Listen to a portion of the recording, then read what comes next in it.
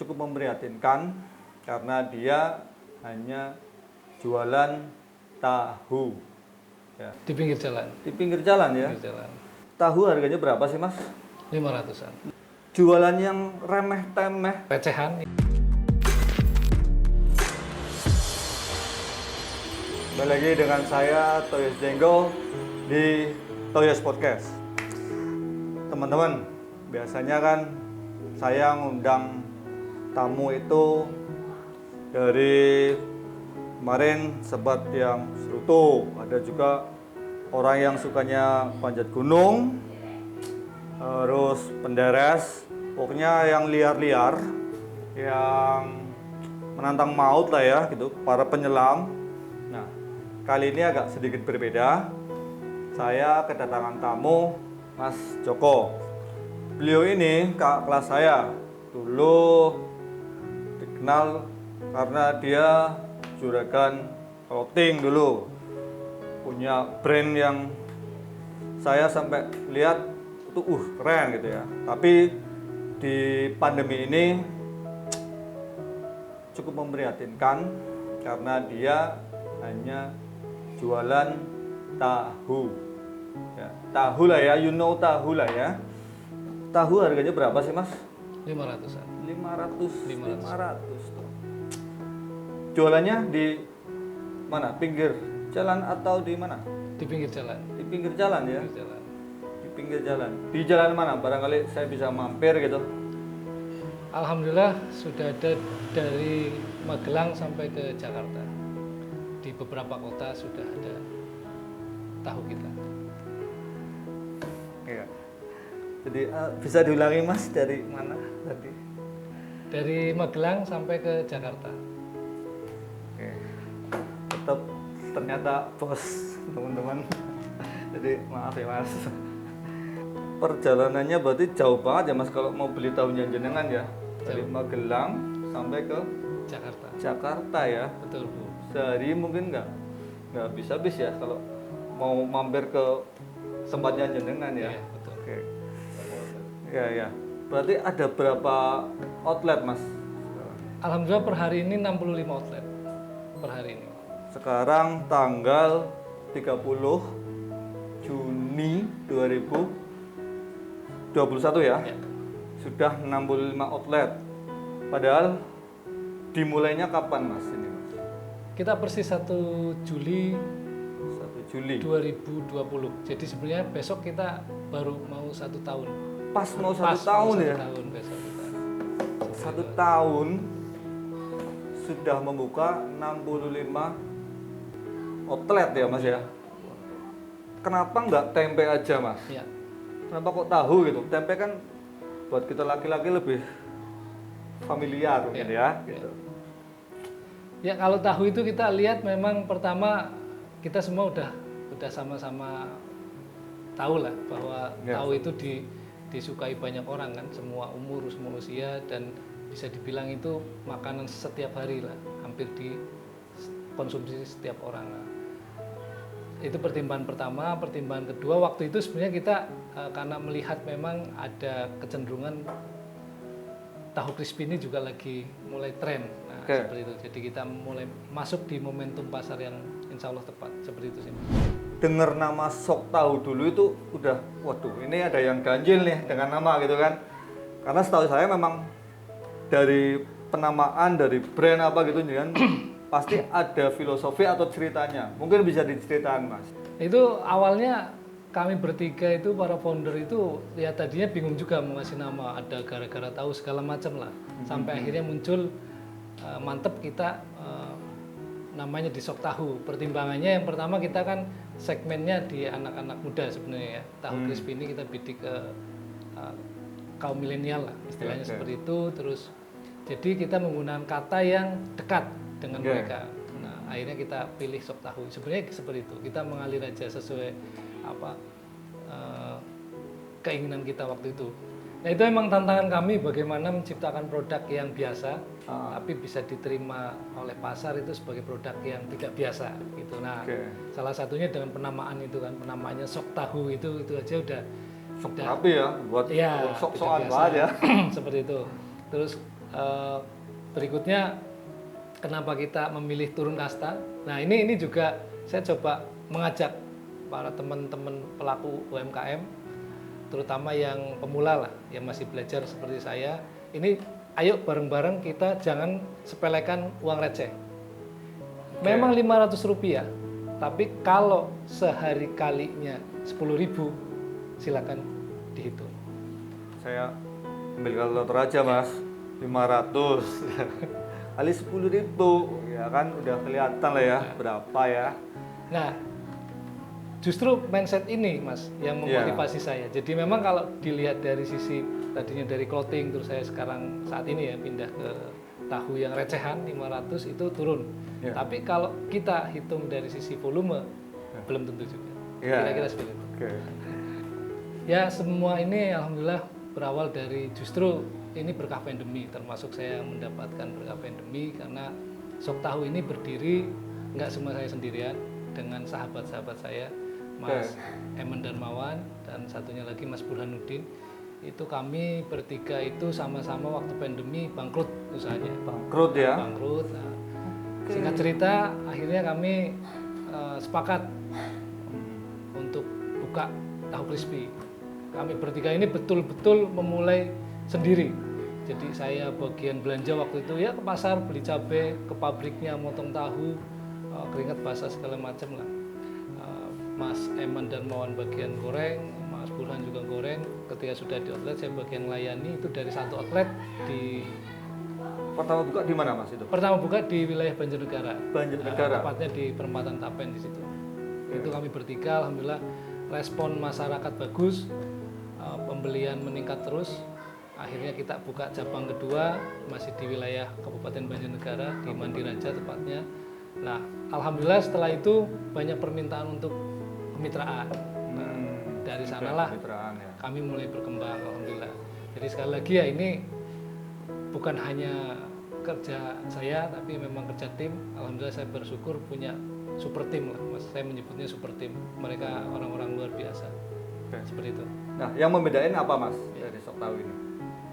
Ya, yang jelas rasa ya. Yang jelas rasa kita karena punya racikan yang memang kami riset bertiga itu selama 3 minggu, jadi rasanya memang khas dan stabil. Terus keduanya karena bahan baku tahunya itu kita beda, kita menggunakan jenis bahan baku khusus gitu. Nah itu monggo para pelanggan yang bisa menilai langsung kan. Quality control pasti jelas ya Mas ya. Kita menggunakan quality control meskipun ya kami harus akui masih ada beberapa kelemahan itu kami. Terus ini Mas, ketakutannya orang makan tahu kan barangkali ada campuran bahan yang aneh-aneh, porak lah segala macam gitu. Menjawab itu gimana Mas dari pihaknya jenengan? Kalau itu kami sangat terbuka, barangkali ada entah itu dari pihak dinas kesehatan maupun dari pelanggan yang curiga misalnya dengan produk kami apakah menggunakan borak ataupun menggunakan pengawet dan seterusnya, menggunakan bahan-bahan yang berbahaya untuk kesehatan, kami sangat terbuka, silakan untuk diperiksa karena kami 100% tidak menggunakan bahan-bahan tersebut. Gitu. Sumpah yakin kalau kokin lah ya Mas. Yakin kalau kokin. Untuk kemitraan mungkin Mas, berapa Mas? Di kisaran berapa kalau mau kemitraan? Kita bedakan ada 2 harga untuk di kota kabupaten dan madya itu di kisaran harga 12 juta. 12 itu sudah juta, full paket ya. Sudah dapat semuanya terus berupa apa segala macam ya. 100% perlengkapan. Nah, kalau untuk di kota besar Jabodetabek itu dia harga 15 juta untuk kemitraan. Untuk hari pertama kita ada pendampingan. Dan nanti untuk selanjutnya kita memang ada supervisi dari pusat. Tantangannya apa Mas dengan berbisnis tahu ini Mas? Kalau kami alhamdulillah sejauh ini malah terbukti di pandemi ini kita tumbuh ya. Berarti sebenarnya kalau untuk tantangan di masa pandemi ini kita bisa dibilang malah faktornya bukan dari di dalam negeri lah, tapi lebih ke misalnya harga kedelai. Nah itu harga kedelai yang seperti teman-teman kemarin ketahui itu kan sempat melonjak sangat tinggi. Sementara kita tetap harus jual 500. Ya? Nah itu. Nah, harga cabai mungkin juga ya Mas ya. Betul, harga cabai. Tapi kami berkomitmen. Sejauh ini kami berkomitmen tetap menjual 500, tetap menggunakan cabai. Ya memang akhirnya konsekuensinya itu margin keuntungannya yang berkurang. Berkurang. Tapi untuk kepuasan pelanggan kami tetap akan konsisten melakukan itu. Permintaan kemitraan pun sudah alhamdulillah sudah dari Sabang sampai Merauke sudah betul-betul banyak yang meminta ke kami gitu. Oke. Kalau tantangan terbesarnya malah sebenarnya kami diproduksi bahan bakunya mas gitu. Jadi per hari ini kami hampir 100 pabrik kami datangi, saya dan tim tentu itu rata-rata mereka menyerah tidak sanggup untuk bikin kualitas bahan baku seperti yang punya Sok Tahu ini.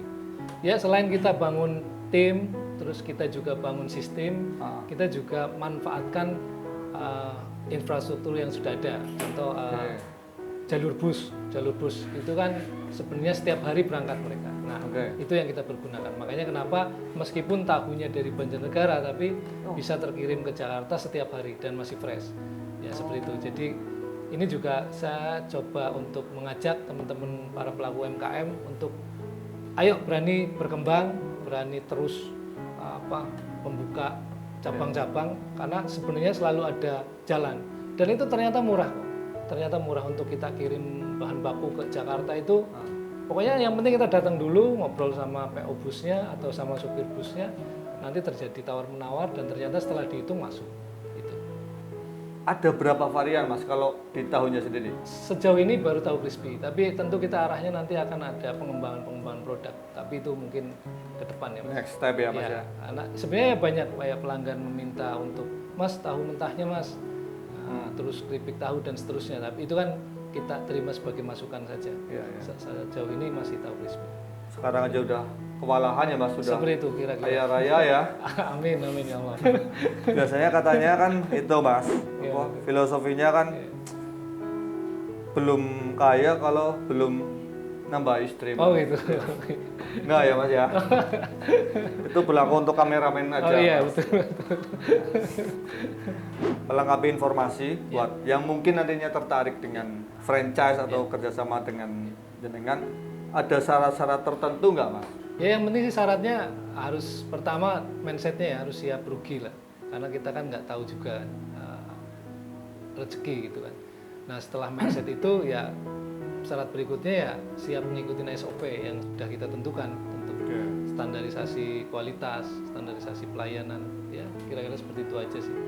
Kalau mau tanya-tanya gitu? Oh ya, kita kalau untuk Instagram dan Facebook kita ada, itu di Sok Tahu _crispy itu yang kita punya logonya kira-kira seperti inilah. Nah, itu yang punya kita. Memang kita belum terlalu aktif dan karena kita semuanya otodidak ya. Jadi sosmednya itu belum penampakannya itu belum bagus lah seperti itu kira-kira. Nah, gitu. Tapi bisa dilihat di situ Sok Tahu crispy, ya, logonya seperti ini. Nah kalau untuk nomor customer service untuk bertanya-tanya ada di 0853 1900 5500. Momentum pandemi ini sebenarnya justru menjadi momentum bagus untuk kita tumbuh dan berkembang mas. Kenapa? Karena ketika yang lainnya mindsetnya kan sekarang lagi turun. Kebanyakan waduh usaha lagi lesu dan seterusnya dan seterusnya.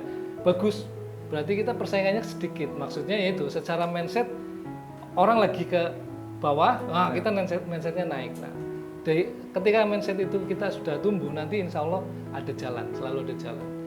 Gimana tidak ada modal, nanti ada modal ya dengan cara kemitraan, seterusnya seperti itu. Ya alhamdulillah itu yang terjadi dengan kami, dengan Sok Tahu sampai hari ini seperti itu mas. Kalau di ini mas, Banyumas sendiri ada berapa mas? Ada berapa outlet? Untuk Purwokerto saja itu ada 20 outlet. 20 di Purwokerto ya? Purwokerto saja. Purwokerto dan sekitarnya ya. Purwokerto dan sekitarnya itu ada 20 outlet. Kayak yang terdekat mungkin Purwokerto, sini ada Purbalingga, mungkin Purbalingga, sini Cilacap, Banjarnegara, ya. Oke, jelas. Wonosobo.